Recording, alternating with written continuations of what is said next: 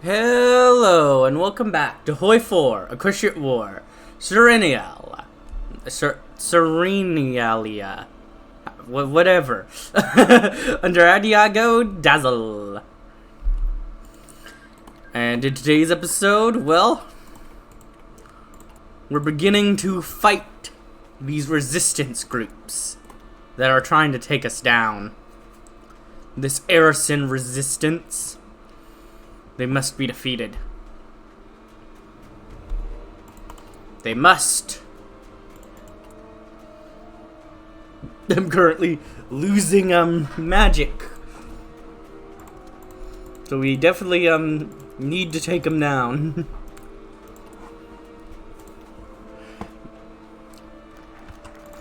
Taking action.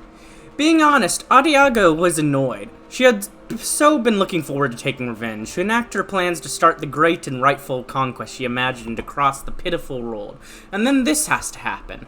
The few free hippogriffs remaining, in all their audacity, were actively choosing to fight back, setting back those conquests by who knows how long. It was quite irritating. The hippogriffs are proving more resilient than we thought, she told her partners, who had gathered once again in a spare room of the palace. Every day they hinder us at every turn, and we have to expand more magic just to keep the rest in line. We have stopgaps, but the thorn needs to be removed. That's obvious, Adiago, Harry replied in an ever-bored tone. They're led by the former Sky Star, along with two nobodies, and they've gotten smarter and started using earplugs so our magic doesn't affect them anymore. Then why don't we just do what we always do, Sanato asked. We break up friendships all the time. It's how we get people to do what we want. Won't it be easier if they're fighting each other instead of us? Arya instinctively rolled her eyes. Sanata, that's actually an idea. Maybe you're not always the worst. Really? Hey, wait a minute. Adiago cut them off before they could start fighting again. Then it's settled. We put the pressure on until they finally crack. I hope both of you remember what to do. The two nodded back. Good. Then let's get this show on the road. Time to get our hooves dirty. Alright, what did we unlock? I don't really want to be losing, magic right now. In fact, I think the only one I'm gonna do is, yeah, just do that to keep my magic flowing at the same rate. Might do that at some point, but for now, I think I'm gonna do none of those. Actually, no, I'm gonna go ahead and do this. Lies and deception. Can you really trust? Oh, first, let's go over here. What do we got? Yeah, let's keep that going. Can you really trust the one they call Posita? Her claims of a new society may be grand, but they are rooted in a truly insidious ideology. One which is incompatible with harmony itself. Their crimes cannot be allowed to continue, so why do you let them into your very ranks? Can't you see you're playing right into our hooves? True.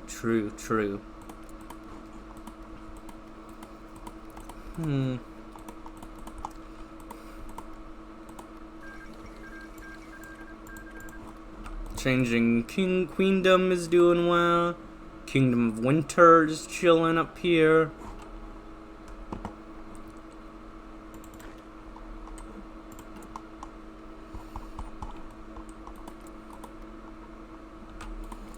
Prywin is actually winning against their two-front war.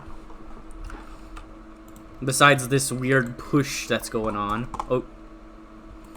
Yep, Wingbardy successfully defeated Abyssinia. Which is literally just the other name for Ethiopia. Like, that one, they're not even trying to, hide any of their thing. They're just being like, yeah, this is Abyssinia. Yep.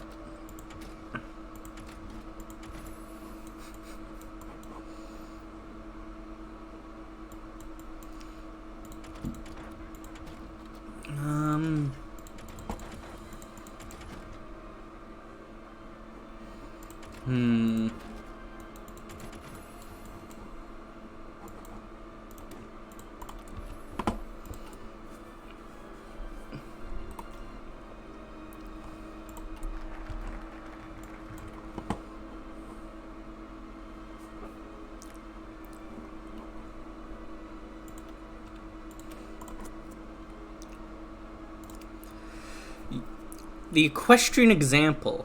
Years ago, a socialist republic spawned in the former Equestrian territory of Sirenalia, created from a revolution caused by so-called injustices against them.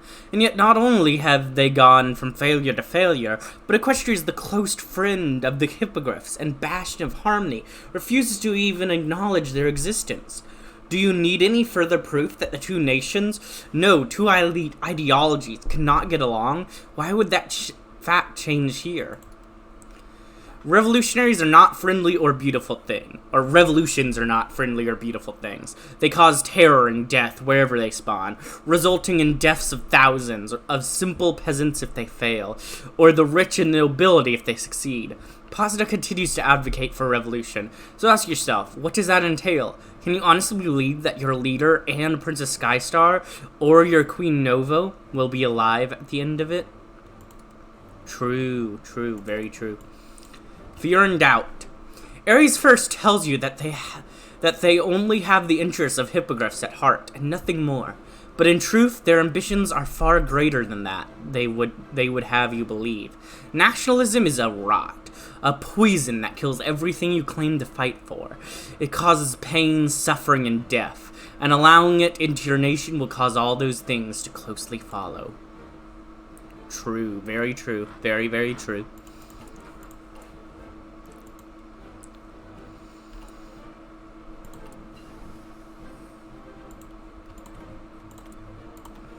So do you want pain and death? The crimes of the communes. Ever since the Sirens had taken over Hippogriffia, information from outside the country had slowed to a small trickle.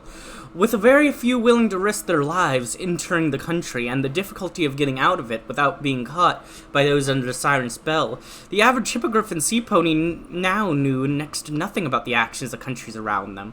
The world could be burning to ash and they would be none the wiser. And yet something changed. It was hard to tell exactly when or how, but it did. Newspapers, once almost irrelevant by the takeover, now printed new stories of foreign nations falling to communism, of monarchs being beheaded by revolutionaries, of famine and chaos in the places that the Red Banner flew. Posters were put up of the threat communism posed worldwide, and the terrors it would unleash if brought here. Word of mouth slowly spread of family members overseas being killed by revolutionaries for being reactionaries or worse.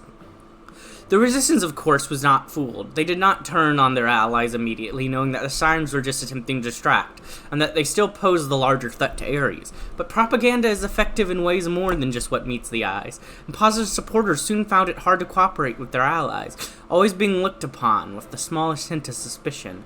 You cannot trust that which you don't know. The unity of resistance will fall. Their unity is slowly failing.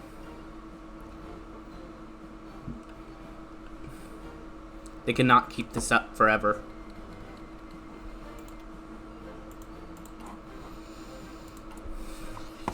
Their unity only falls more.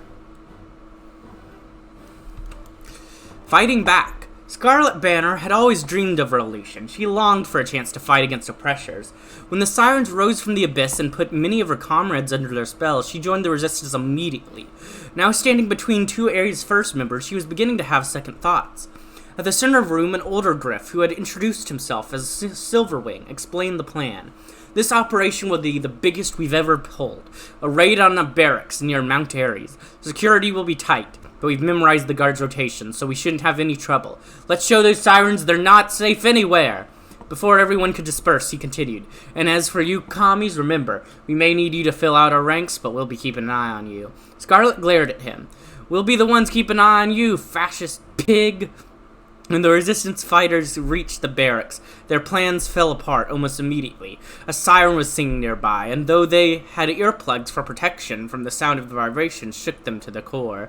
A guard managed to raise the alarm, and they had no choice but to fight their way out. Scarlet found herself pinned down under the Exus when her gun jammed. She knew her time had come. A guard approached her, rifle and claw, and was tackled to the ground by Silverwing. Scarlet's hope returned for a brief moment, but was quickly dashed as the guard pulled out one of the Silverwing's earplugs. Silverwing managed to knock the guard out, and Scarlet flinched as he came closer. Yet instead of attacking, he grabbed her claw and led her away to safety. Back at the base, Scarlet found Silverwing getting his wounds bandaged. I'm sorry for what I said earlier. It's okay, he sighed. I am too. It would be an honor to fight by your side again, but first could you explain how you managed to save me without falling under the Siren spell? Oh, that, he smiled. I was a gunner's mate in the Storm King's War. I haven't been able to hear out of my left ear in years. They are stronger together. And resistance is gaining unity. We'll deal with them. They can't keep this up. I know they can't.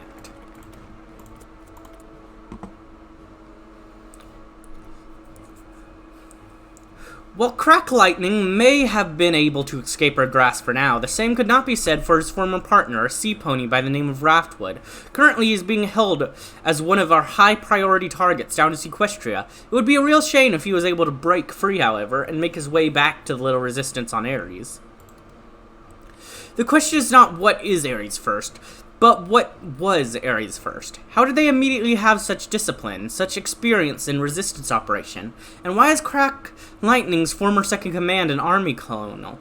Perhaps he was planning his own coup before we came along. Or perhaps the only true question now is, how long will it take after we are gone for him to turn on you? True. Very, very true. I mean, that actually is true. Mount Ares is a city of wonder on Zebrica, one of the greatest of the continent. However, for a city meant to serve as the heart of the new home, much of it is now unfortunately lacking. Time spent rectifying this error would be well worth the effort, so that it may be a symbol of our new rule. Oh. See, you shouldn't have left me, huh? See? This is what happens. This is what happens, Zumidia. This is what happens when you leave me. You die. Just like that. You're dead. You're gone. See what happens? You see what happens? Well, that's what you get. That is what you get.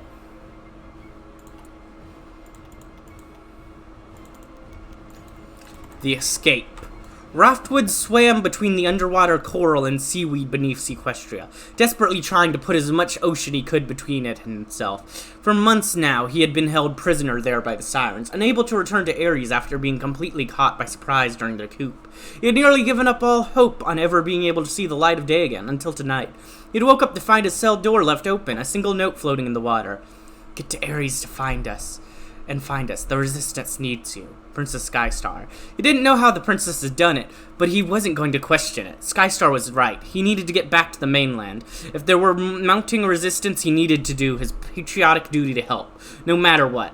He just needed to be careful and make sure that he didn't get caught or enthralled before he could find wherever they were on Ares. As Raftwood swam off, however, he never noticed the pair of eyes watching from the darkest shadows, nor the malicious grin forming right below them. Everything was going to plan. He's playing right into our hooves. Hippogriff Sage. Okay, but whatever. I don't care. Oh, I should probably let them do one just to get that back to normal, but meh, we have to have at least some sea pony leaning. It would just be wrong if we didn't, you know?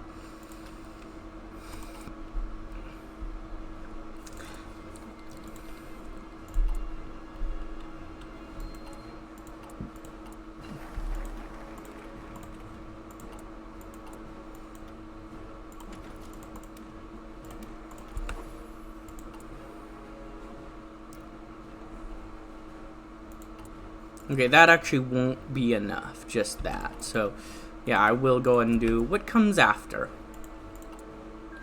But first, let's get this, and let's do the last one here. Good. What comes after? Oh, a troubled return. Crack Lightning entered the meeting room in a hurry. Skystar and many other resistance leaders were already there. In the center of the room was Raftwood, the founder of Ares First. Crack grimaced. Although they had once worked together, it always considered Raft to be a rival, not a partner. Crack turned to one of the guards. What have you learned? Well, sir, he wasn't followed, and he doesn't seem to be enthralled, but we can't be sure. Thank you. Crack approached Raft, getting uncomfortably close. Now, Raft, would you care to explain how you managed to escape from the Sirens? Raft raised an eyebrow, but an expression quickly shifted to a smug grin. Certainly, Crack, after many months languishing in captivity, I was close to giving up, but in my darkest hour, he suddenly flung himself down in front of Skystar in his need. Oh god, I think I know where this is going. He reached up to kiss her claw. Your Royal Highness somehow managed to open my cell and slipped me this note. Raph gave the short note to a stunned Skystar. I'm eternally grateful to you, Princess. You are noble and wise like your mother. It would be an honor to aid the resistance however I can. Skystar read the note and frowned. Raph, I'm glad you got away safely, but I didn't write this note. I certainly didn't arrange your escape. The whole group gasped. Crack roared. He is under a siren spell. Raph rose to defend himself. Preposterous. I think I would know if I were enthralled.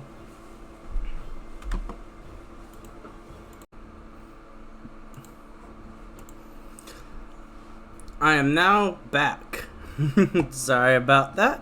I was called to do something, so I couldn't continue the episode. But hey, I'm here now. The whole room gasped. Crack roared. He is under the siren spell. Raft rose to defend himself. Preposterous! I think I would know if I were enthralled. Really? How would you know? How can you be so sure you aren't? Raft looked uneasy. I don't know. But I'm asking you to trust me. Crack faced the assembly resistance members. This griff is clearly a siren plant meant to destroy us from the inside. To save our movement, we must execute him immediately. Crack was normally very persuasive, but he read the room and he realized the others had no intention on executing Raft. He scowled. Well, I will not have anything to do with him, or any griff who follows him, he said, leaving in a huff. How can they all be so blind? Okay, there we go. We can break them apart instead. We're gonna just go down this path then. The resistance is at a breaking point. The various factions at each other's throats. All they need is the smallest push to go over the edge, and we are very willing to provide that push. Once their unity is in the grave, hunting down whatever remains will be a fool's play.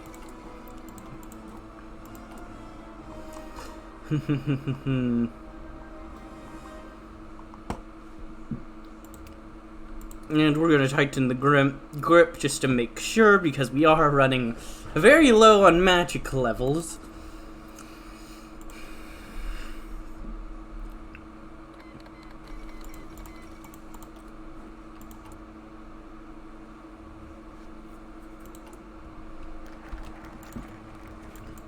The fracture. Morale was running low at Resistance HQ. Every day brought another setback. More failed operations, more members captured, more Resistance secrets becoming known to the Sirens.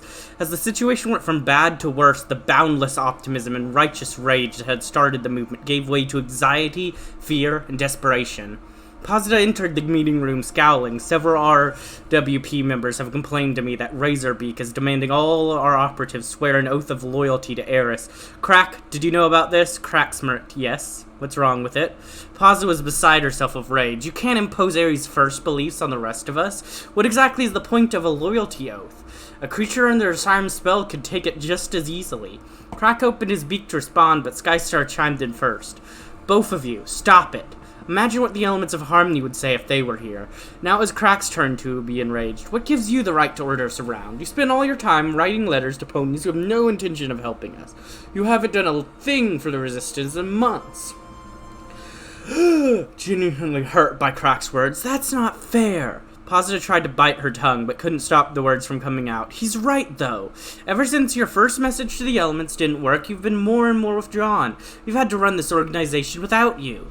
This time, Skystar was deeply shaken, looking down at the half-finished letter to Pinkie Pie in front of her. She meekly replied, but the elements are our only hope. Hippogriffia didn't need those ponies to defeat the Storm King, and it doesn't need them now. Crack exclaimed, rising from his chair. As of today, Ares' first cooperation with the United Resistance is officially over.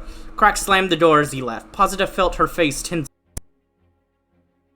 I'm sorry, Skystar, but I'm leaving too. I just can't deal with this situation anymore. For the first time since the Resistance began, Skystar felt completely helpless. When she was sure Posita was gone, she lowered her head and began to cry. Modifies the air in Resistance. We will now be able to lessen the effects of Resistance by weakening each individual faction.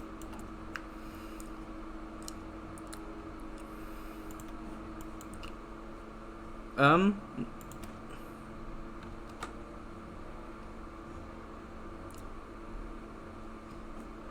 Well, let's see. Who do we start with?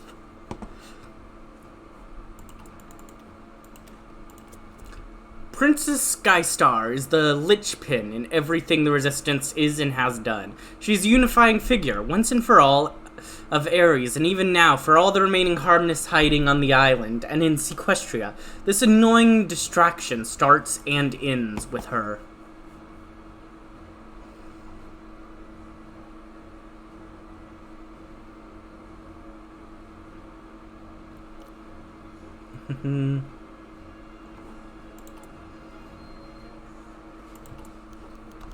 The Ares split. In an abandoned factory somewhere on Mount Ares sat Blentbeak, the leader of an Ares First of Resistance cell. He read over the latest intelligence reports, destroying the most sensitive documents immediately. He was interrupted when the doors opened and two hippogriffs entered. The first was one of the agents, the second was a child no more than 10 years old. Hey, Featherbrains, what do you think you're doing? Don't bring a kid into our safe house. Take it easy, boss, he replied, frowning. She's my niece. Her parents got enthralled, and I'm all she's got left. Can you let her stay with us for a while? Blend observed the sullen expression on the child's face. Alright, but you better keep an eye on her. Welcome to Ares First, kid. The child pricked up with the mention of the organization's name. Are you guys really Ares First? Her uncle beamed. You bet we are. Or what's left of it anyways, added Blunt. The girl began to smile in earnest. Does that mean I get to meet Crack Lightning and Raftwood and help fight against the Sirens? Her uncle tensed and Blunt frowned. Listen, kid, if you're lucky, you might get to meet the Ace one day. But you're better off not meeting Raft. Trust me. Now the girl looked puzzled. Her uncle anticipated the next question. When Raftwood escaped, Crack Lightning accused him of being a Siren spy. Half of Ares First stayed true to Ace, like us, while the other half followed Raft. Okay, she paused to think. But is Raftwood really controlled by the Siren? The door slammed open as another hippogriff entered.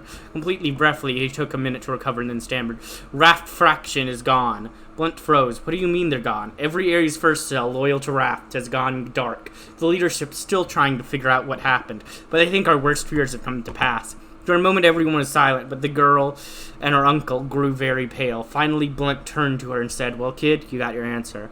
And thus the traitor does his work. The strength of Ares First faction will fall. Yeah, sure.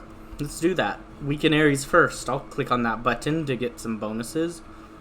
Ooh, okay, I need to target Ares First next because I would like that magic drain back so much. If I could get one magic drain away from them, I'm fine. I'm good. As long as I hold stable, I can make it through this. That's the issue, though. Holding stable has been very difficult with how low I currently have. I don't have much left in the tank.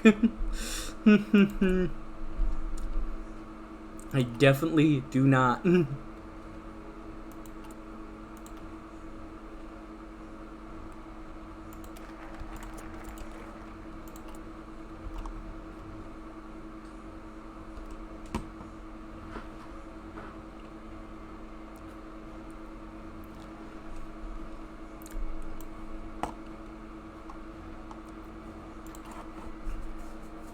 The Nationalist.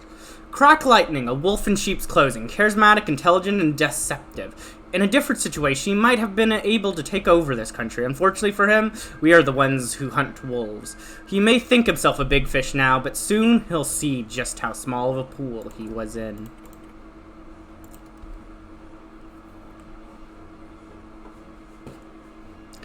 Okay, we could gain 40 magic here. We're gonna need to do that.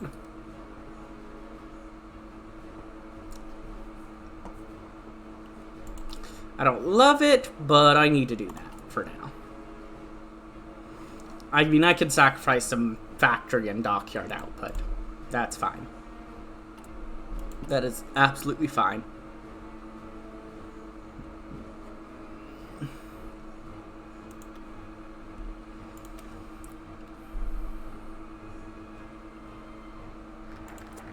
Just a temporary setback. The revolutionary, Posita, a nobody turned firebrand revolutionary in the face of the communists. Yeah, fine.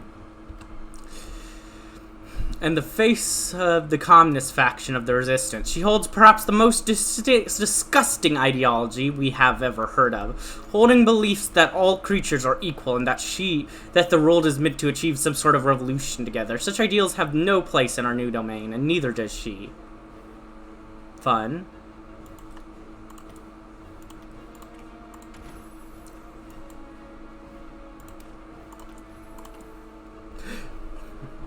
Right back to Sea Pony leading. That...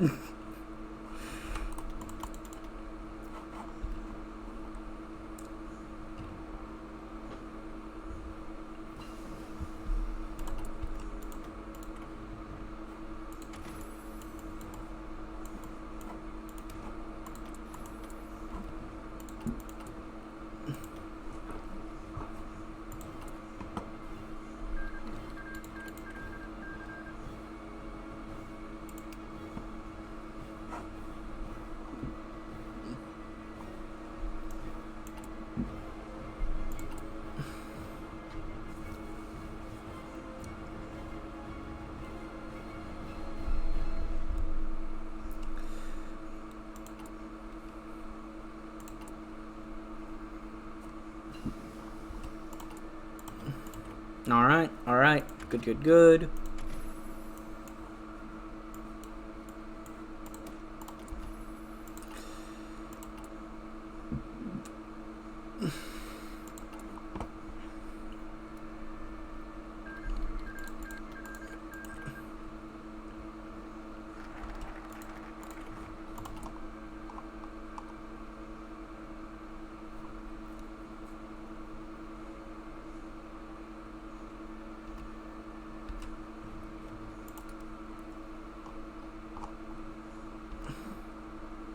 Alright.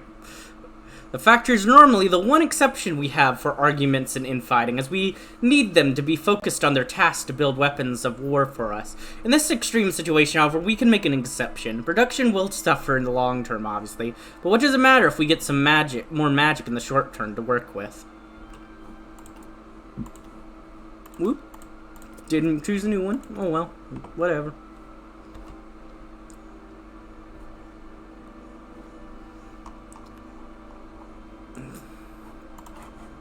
What comes after? In short-sighted foolishness, many creatures chose to take up arms and fruitlessly fight against us. Even after victory, our magic may make their efforts futile, but it does nothing to cease their efforts directly. Should we wish to secure or pacify our future territories, we will have to take more direct approaches. Yes, we will. But I think for now, it's a good time to go ahead and end this episode. I hope you enjoyed, and if you did, like, comment, subscribe, and hit the bell button. And as always, peace.